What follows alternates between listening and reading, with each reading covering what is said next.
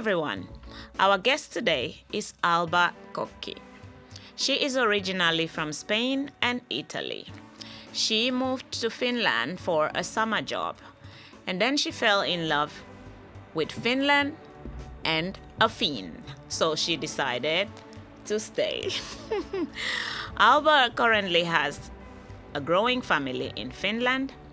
She's currently studying psychology in the university in Finland, as well as working as a social worker, helping fellow immigrants who are planning to move or moving to Finland.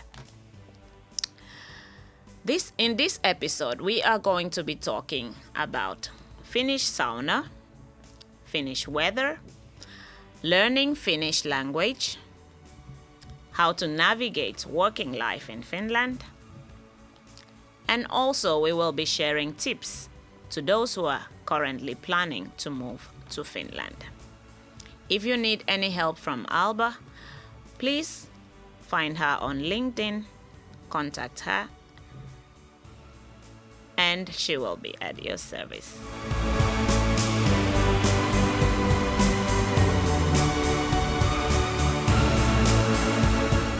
Hello everyone, welcome to Helsinki Friends' second podcast.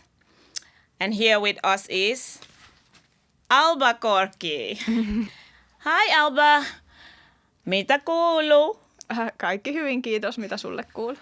Kaikki hyvin, kiitos paljon. Very lovely to see that you speak some Finnish. How long have you lived in Finland? 13 years this spring, so yeah, wow. A while. That's quite a long time. Yeah.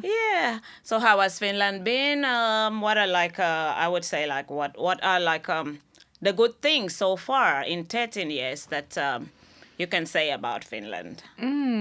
Well, when I came here 13 years ago, I just came for a summer job. So a lot has changed since. I built my career here and my family also. So it's a lot, but it's been very nice. Yeah. Okay. How do you find Finland weather for 13 years now? Well, I must say that it has changed a lot. When I came, I was really happy about, I was living before in Spain, which is very sunny and hot. So I came to Finland and I was like, yes, some fresh weather. And snow was lovely and the darkness. Who is afraid of the darkness? Nobody, not me for sure. But then when I got my child, I realized that, going with a trolley in the snow and the ice is not that easy. And then my mentality started to shift there about the cold weather. But I really love the summer now. So it has shifted, you see. There is some growth in there. Yeah, absolutely. Yes. And it seems everybody's always happy to welcome summer back. Yes. When summer starts to come or when it's close, you can see the joy, you can feel the happiness in Indeed. Everybody, because then you're able to go out, socialize, make friends, and meet new people. Yeah, that's very nice to hear. So what brought you to Helsinki? What brought me to Helsinki? Well, it's not that simple. As I said, I came for a summer job, so I just wanted to, try and see if I like it here. And if I didn't like it here, then I could always leave, right? It was a summer job.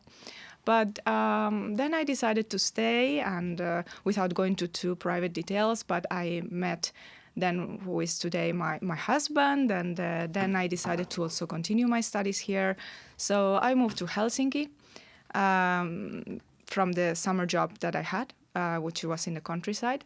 And I really loved it. It's a great city. It's really clean and it's really quiet. Even though it's the capital of Finland, I find it always really, really quiet. Don't say that to Finns because they will be like, no, Helsinki is not like that.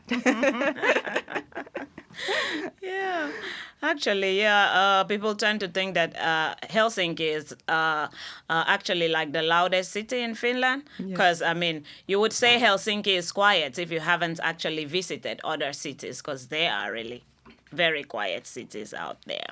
True. Yeah, so in 13 years, may I ask, how many friends have you made in Finland? Finland? Oh, I don't count in numbers, so I don't know for understand. sure. But because, the word friend changes a lot when you move to Finland because people take time to meet other people. Like from my home countries, you can go, let's say, to the gym and meet somebody there, and then you become friends rather quickly, right? That's but right. in Finland, it might take time, but then the positive thing about it is that once you become friends with the people here, then it's a long-lasting friendship. So, yeah. But I have quite a few friends. Yeah.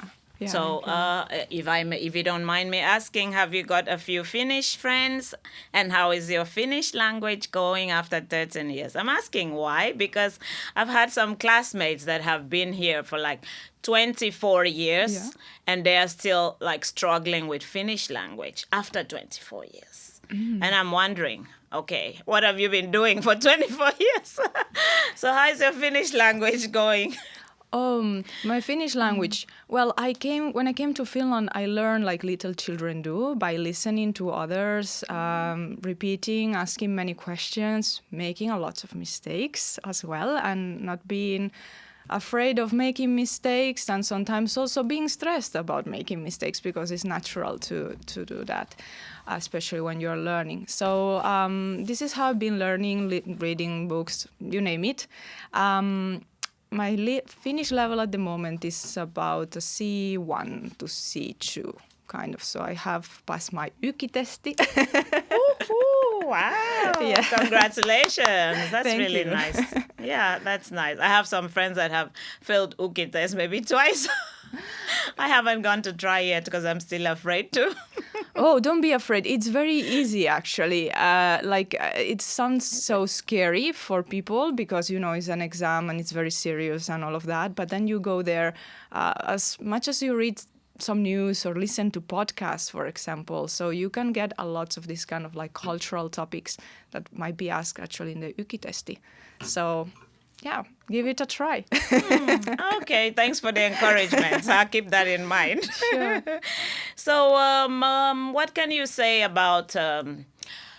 Have you been to Finnish the sauna here in Finland? Oh, sauna. Yes, I have been to sauna. Tell me something about it, because I mean, like they love it so much, and okay, I wouldn't say. Tell me something about it. What can you say about it? There is so many saunas in Finland, and different type of saunas as well, right? But I'm not an expert of saunas myself, so I don't go there. But yeah, I like it.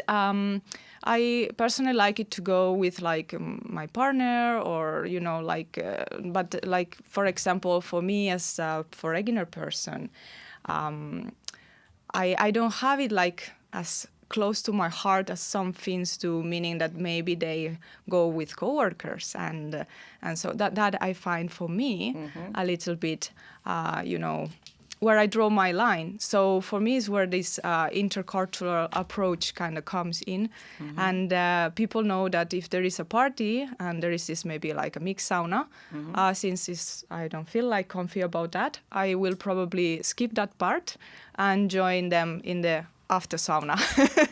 But I really find that sauna is very relaxing. And especially, what I like about saunas is that most of them have a very nice view to the nature. So it's really peaceful. And especially if it's like close to a lake, for example, then it's really nice. And one thing I haven't dared to try is this avanto uinti. You put the hole into the ice. Yeah. Yeah, and then you jump there and back to the sauna. I don't know. Thank you. Do you like saunas yourself? I wouldn't say I like Okay. or love, but I do actually fancy the wet sauna, the steam sauna they Yes. call it. Yeah, I do fancy that one. So if I'm like to go, if you invite me to sauna, I better be inviting me to the steam sauna because I've lived in a sauna country, natural sauna. I So understand. it's no more fun for me, like Yeah. I need some cool air, to soften my skin. It's so hard. So what has been your most interesting or your greatest experience going to sauna? What have you loved the most about going to a sauna meeting or What I have something? loved the most, I have to think about it. Well, I like, there is this kind of like a special saunas that have some scent into them, and I find that really relaxing.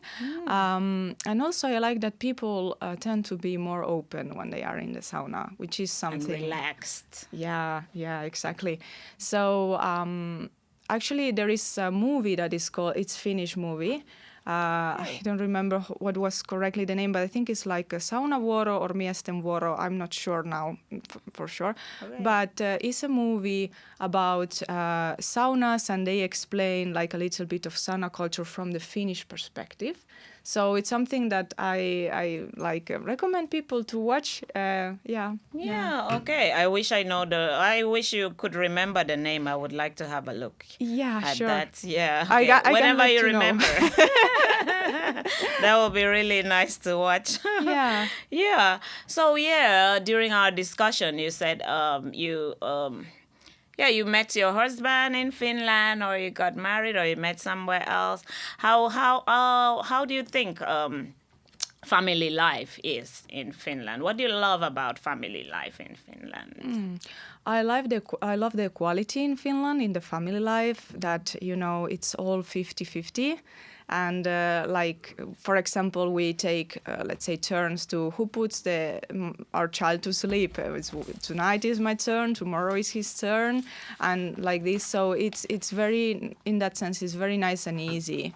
And also with the house chores is the same. So I find that it's very good. If I compare, for example, with my home countries, in that sense, we don't have that equality yet in many senses. So on the other hand, for example, what I find more challenging is from the foreigner perspective, is that your relatives are not here. So when you're raising a child, that can be a part that might be a little bit more challenging. And then maybe some people have to rely more in the system. So like there is like, for example, family work or like systems coming like from Neuvola, like, yeah. Yeah, I find it also very, very interesting. That's another thing I love about the family life here, is the fact that you can share the duties and the responsibilities. Yeah. Well, if you have to share the incomes 50-50, why not share the duties as well? Yeah, just like you said, from back home, it's like, okay, women are the ones taking care of the household and the man is going to work and all that. But here, no, it's not the same. Everyone goes to work, everyone does the dishes, everyone Yes. cooks, everyone takes the kids or the dog out for a walk and stuff like that. So, but that is very, very good. Yeah, I find it very, very good, because then I can have some rest sometimes, and I can also be the boss. Yeah, indeed. So it's lovely. Yeah, family life here is very, very, very, very nice. So can you share? Do you have something you would like to share with us? Something interesting that you have probably come across or experienced in Finland that you would like to share with us? Maybe like some advice, maybe to immigrants, people that have just moved to Finland or planning to move to Finland. Okay, some advice. One thing I would recommend is that if people can maybe study a little bit the language before they are coming here, if it's something that they have planned. Because it helps so much with come already with a little bit of understanding of the language. Like, even if it's just into basic level. And then one thing is that I think Finland teaches a lot about being with yourself and being at peace with yourself, which is something that if you maybe come from a collective kind of culture, like for example, like Spain or Italy as well, we tend to be always surrounded by friends and family. So that can be something that it can be for some people challenging and for others can be a blessing. So what I mean is that Finland is going to teach you also some resilience in that sense and a lot of growth in that sense. Yeah. Coming to growth, how has living in Finland changed you? Well, that comes from somewhere. Yeah. I think one thing that has taught Finland is just because it's as we mentioned before, it's so quiet, right? It's so peaceful. So this also allows you to be more in your own thoughts and to get to know yourself better and who you really are and who you want to be. So I think Finland has helped me to kind of find my own path here, and I feel happy about that. That's so nice to hear, because I was about to ask what you have learned about yourself through, but you already answered that. I was like straight up. Yeah, actually, for me, I do have something to add to that. Like Finland has actually, changed me quite a lot. Yeah. Yeah, I think I used to be more talkative, but moving to Finland, I became more quiet. Really? Because people are not ready to follow to blah, blah, blah with you all the time, so you get to shut up. Ah. Yeah. How interesting that you say that. Because for me, in my home country, I tend to be, the not talkative one, the introverted one. But in here, I'm an extrovert. Think about that. Okay, that's good to know. So maybe it's like the introverts become extroverts and the extrovert become introvert. Okay. Could be. Well, yeah, happens. Yeah. Cultural. Let's go to the culture. What's your reflection on cultural differences? Coming from a different culture, moving to Finland, plus also having a Finnish family. What are the cultural differences that you find quite challenging? And likewise, of course, there are some that you love. So do you want to share that? No. Sure. Intercultural differences. Where I teach in people that are students that are in the integration courses also. So what always I talk to them about this topic is that you have to find a middle way. So if you come in thinking that you are going to do exactly the same things as you were doing in your home country, you might find yourself in a surprise because it's not 100% possible, right?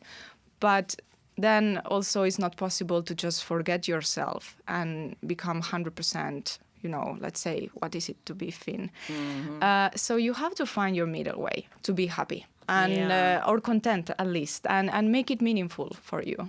Yeah. So it's quite important, like, to find a balance. Exactly. Yeah. Not forgetting your culture totally, but also trying to, have a balance between yours and the new place you found yourself. Yeah. Okay.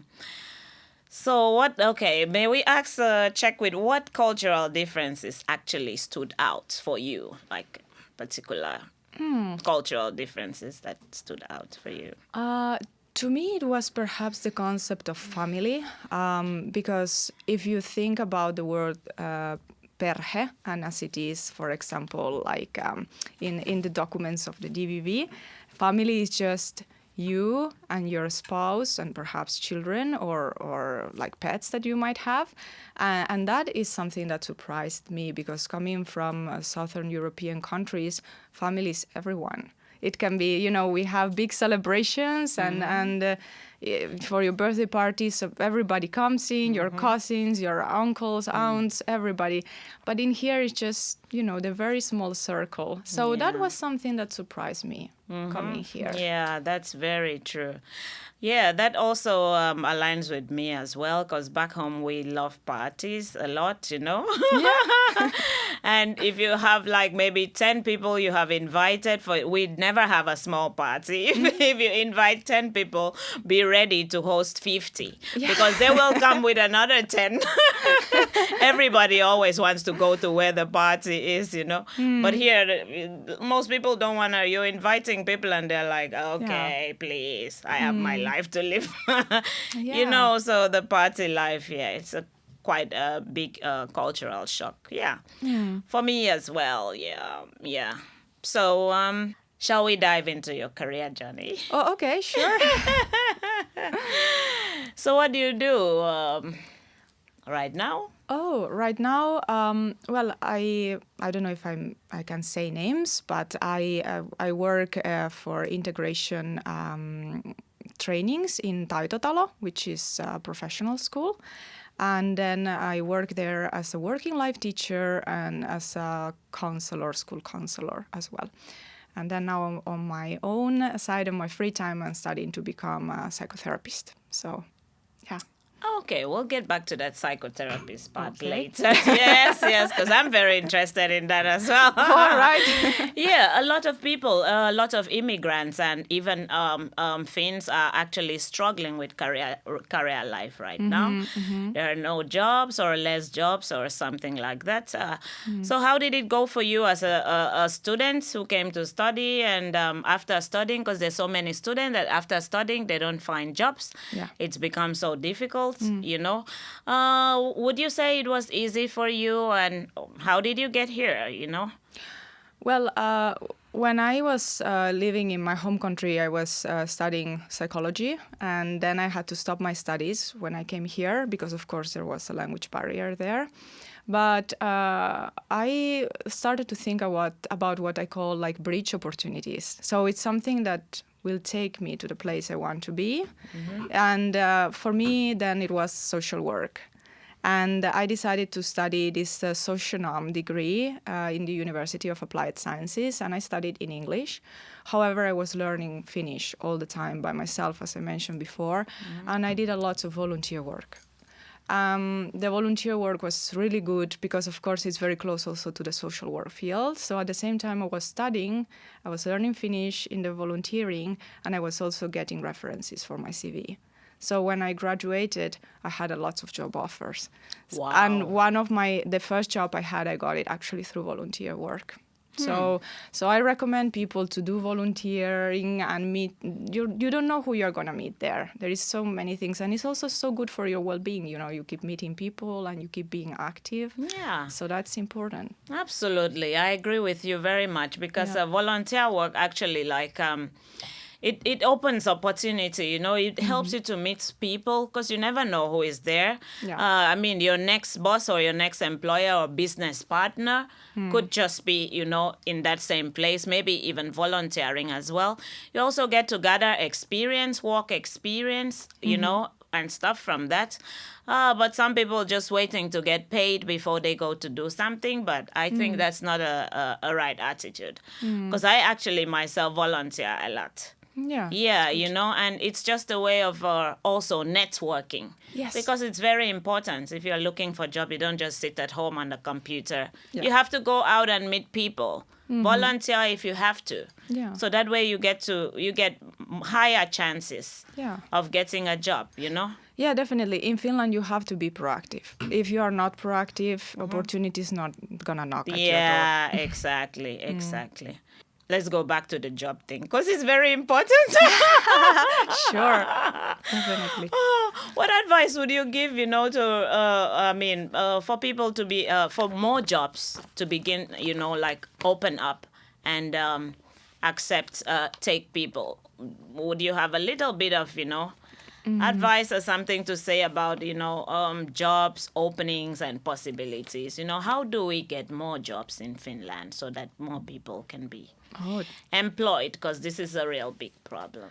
It is a problem, and I think also there is not very realistic expectations from the employers. What I mean is that for certain jobs, for example, there is a lot of requirement of having Finnish.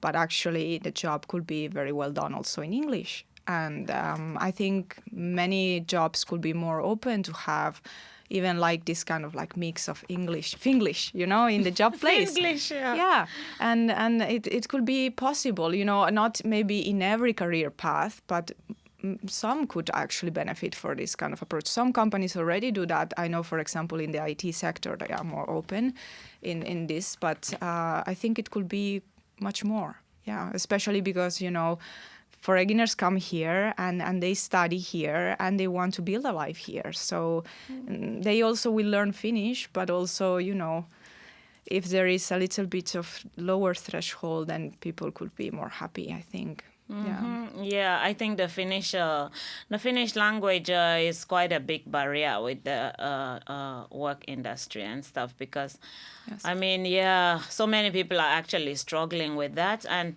if you're going somewhere, every place, if you're like in a year, every single application you put in sends you back because your Finnish language level is low, it becomes not even exciting anymore to learn it because it's like a pressure. Go and learn it or we don't give you a job. Yeah, and this is a problem in that sense because if it becomes a pressure, it becomes also something stressful, and then it becomes something that brings you perhaps anxiety, and then it starts to be, a bit of a burnout, and people lose motivation, Yeah. and this carries a lot of issues with it. So, Yeah. yeah. Because in my case, I have experienced that during my time of job hunting, and at some point I decided, okay, I'm not doing this anymore. Yeah. I'll just start my own thing, and that's it.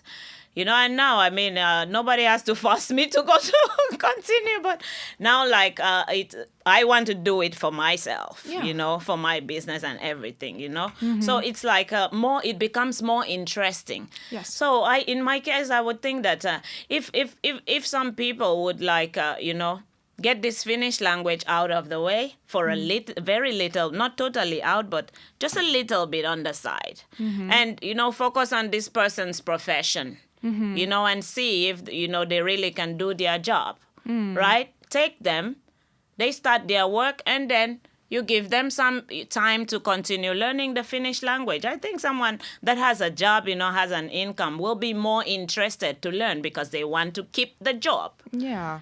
You know? You're like, okay, if you have to learn this, otherwise, it becomes impossible because you cannot actually continue communicating with customers in English alone or in some other language alone. If such opportunity was possible, don't you think it would be a little easier? Yeah, I know there has been this kind of programs that employers can pay the employees to participate during work time or in their own time to finish courses. That's totally possible in some companies.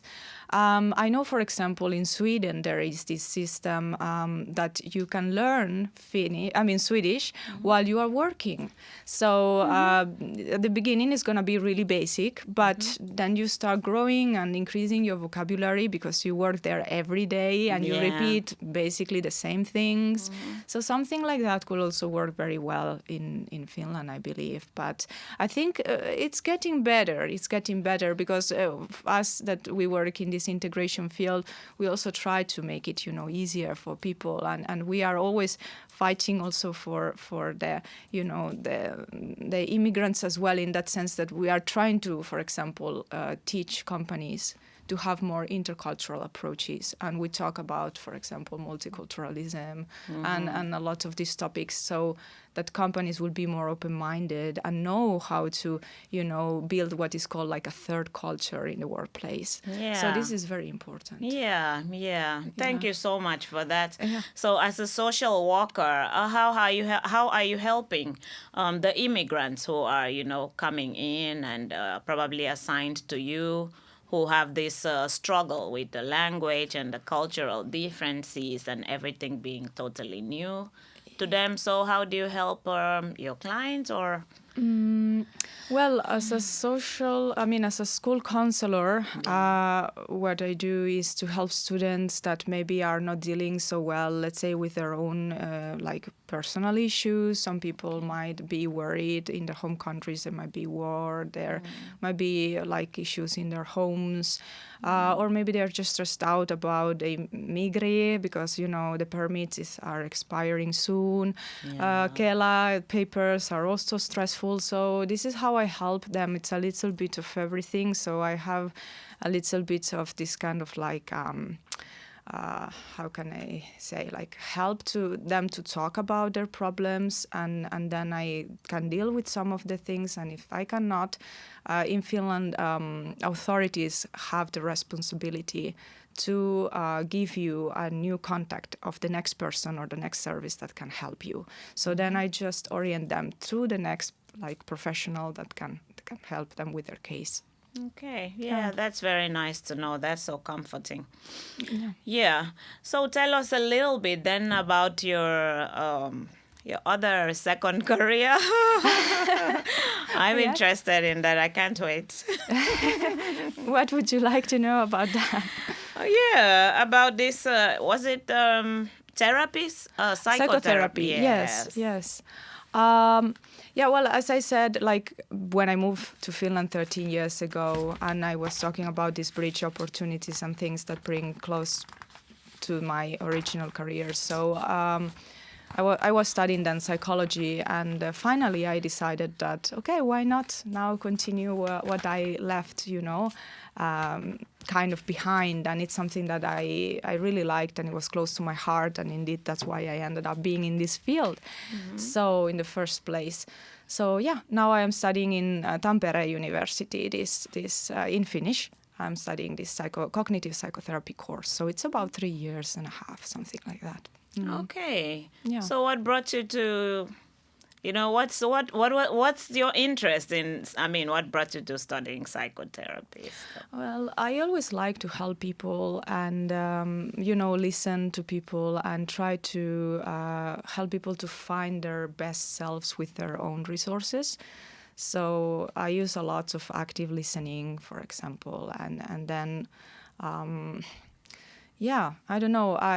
I like to see, maybe there is the selfish part of being a therapist is when you see that others are getting better, and that also brings you good feelings in your heart. So you see that others are getting better, and that moves you to continue to be in this field. So I find that very important, and I like it. Okay. So the psychotherapist, are you planning like to, become an entrepreneur afterwards, or Maybe. Let's something see. somewhere there? Easily, it could be maybe someday, yes. But first, I need to graduate first, right? Yes, Yeah. of course. So how long you still have to before graduation from your psychotherapy studies, and when do you start to receive clients? Because maybe there are some already clients like me somewhere there waiting. Oh, thanks for this question. I have still about 3 years to graduate, and now in the autumn I start to take clients. So it's. I am hoping that people are interested. I have some clients already waiting, and so it's gonna be very, very nice process, I think, for everyone, because at the same time, clients can get more affordable therapy, because of course as a student the price is not as high as if you would just go and walk into a therapy house or like a studio. Yeah. So what kind of clients finally would you do you think you would be taking when you've started receiving clients? Well, that depends on the client's needs. Well, I study this cognitive psychotherapy, which is CBT, and basically the idea is that you have to work with the patterns that the client behaviors, ways of thinking that the client maybe have learned in the past and are affecting now their present, because they are not working anymore for the present moment. And so there is a lot of Socratic dialogue included in this method, and a lot of like trial and error as well, because the client has to get out of the comfort zone and try things. That's the basic thing of the CBT.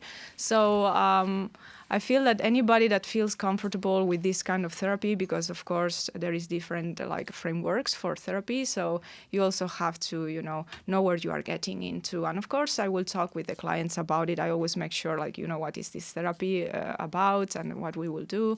So yeah, definitely anybody that is comfortable with CBT and they are ready to put in the work, and I will be there helping them to go through the process of the therapy. Okay, that's nice. So you learned Finnish language Yes. on your own. Can you tell how that works, please? Because I don't know how that works, that you learn Finnish language on your own. Okay. Well, it's a lot of, you listen to people and they maybe are talking about, something tuoli, and you know that they are pointing something over there, and then that can be a chair. And then you ask, is that chair? And they are like, yes. So then you register your first word, tuoli, for example. Okay. And like this, you continue and you register more and more words, and you see how others are saying, And the best way, I think, for example, I started with children. My first job was with small children. Okay. So children don't judge you, right? No. And that's something that scares people. And I see that also like in the integration courses, that people are afraid to go to the supermarket and ask for some help in Finnish. They might feel that somebody's going to judge me, right? But children don't judge you, and the elderly don't judge you either. So I recommend people that want to study Finnish to start with that segment of the population, because it's very, very nice, and they repeat. And they're like, do you mean this? And then you're like, oh, yes, I must mean that. And then you just repeat it. And this is just the ongoing process. And then one day you realize that you are calling, I don't know, your doctor, and you are speaking in Finnish on phone. And then you're like, wow, I just did that, Wow. And that moment happens. And I have heard of that from other, like also foreigners that have learned Finnish like this, that they get surprised, and, Yeah, but it happens. It's just you have to keep constant and trying all the time. So you just basically just listen to people around you, or have you been to integration course since you came here, or No, not at all? Wow. Not at all. No, I don't remember very well the reason they didn't want to grant it to me. I believe by the time you remember, I came with a summer job here. So in the summer job, I learned with the little children. I was taking care of kids. And I don't know, they said to me that my Finnish was really good already, although I was like, I don't really know much, but okay. They were like, well, you can just, be on your own and integrate well, and you're doing fine, and you don't need this. And then I was like, okay, well, great. So this is how I decided to, because you have to do something. You can just not wait there and be like, well, I will wait for the system to offer me another opportunity. That might never happen. You have to take care of yourself, of your own interest. You have to move forward. So this was my way. I just, started to work in first jobs I had before I started my studies were in waitressing, taking care of children in daycare, stuff like that, and like this I learned the Finnish language. Okay, interesting. So you came in for a summer job, and you Yeah. were already speaking Finnish. No. So, okay. No, I came for a summer job and I didn't speak any Finnish at all, actually. Okay. So I was just learning with the children because they didn't speak any English. The parents did, but not the children. Okay. So it was this kind of like maybe a kind of like shock therapy, if you will call it like that. wow, Yeah, I had to yeah. learn a lot. Oh, that's really lovely. Yeah. So for 13 years, have you gone to any Finnish lessons or class, free or paid or whatsoever, so far in the process, or nothing? I have actually been when I was preparing for my YKI-testi. And this now comes maybe like I don't know if I can say, but the Turku University used to organize free sessions, group sessions, or also single sessions where you could prepare for the YKI-testi. And I really, really recommend them. I had a great teacher, and we would meet online.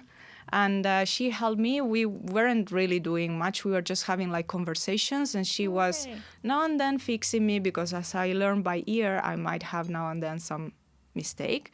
But it doesn't matter, because what it matters is that you are able to communicate and people understand you, right? That's something I say to my students often too, like, don't be afraid. Even if you make some mistakes, it's good. People have to understand you, and that's all that needed. Yeah. That's really inspiring to hear that you studied Finnish language on your own, and currently you are also helping foreigners to learn Finnish language. That's really interesting. That's so good to hear. So, I would like to add, the are you familiar with this written English? Written Finnish, or is it just spoken Finnish? Since you learned on your own without the books, the noun, the pronoun, adjective, all the confusion there is there. Yeah, I understand what you mean.